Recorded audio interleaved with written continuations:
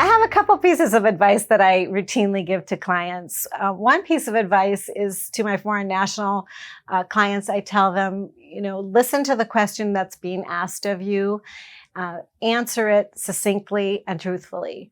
You'd be surprised by how many people want to elaborate on details that aren't necessary, and that can really only take them into sort of a downward spiral sometimes. So I think that piece of advice is really helpful, whether a foreign national is at an American embassy applying for a visa, if they are at an interview at their local immigration office, or if they are trying to enter the United States through, CBP.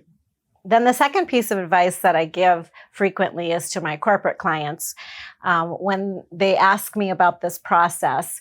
And I tell them it really is a marathon. It's not a sprint. It's a complex system. It hasn't been reformed in many years. There are things about it that are otherworldly. So, in order to embark on the sponsorship of any type of visa for a foreign national, it takes patience, it takes understanding, and I think also just an understanding of the complexity of our system. It's not something to be taken lightly.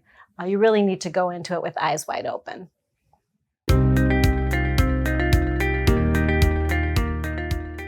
Well, I think I have to give a lot of credit to my parents. My parents were from these small towns in South Dakota. Actually, my father is from this really large town of Miller, South Dakota, which has about 3,000 people in it. But compared to my mother, who was from a really small farming community, he was a big city boy. In any event, they both were really people who instilled in my siblings and myself this interest in people from other places and other cultures.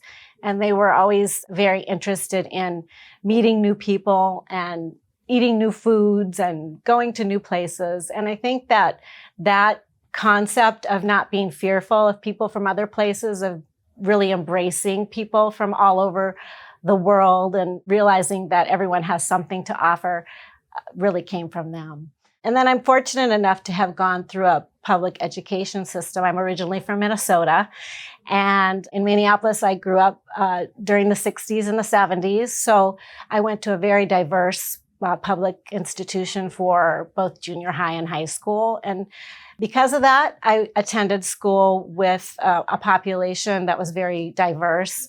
I think over 50% of my junior high and high school were people of color and Native peoples. So that was really sort of eye-opening and encouraging experience for me to see that there's people from all different kinds of backgrounds, that there's really not just one way to be, and that there's a lot of different paths that people take. It was really exciting and very freeing, to be honest. And it sort of continued to cultivate my interest in working with people of very diverse backgrounds, which I've been able to do my entire legal career.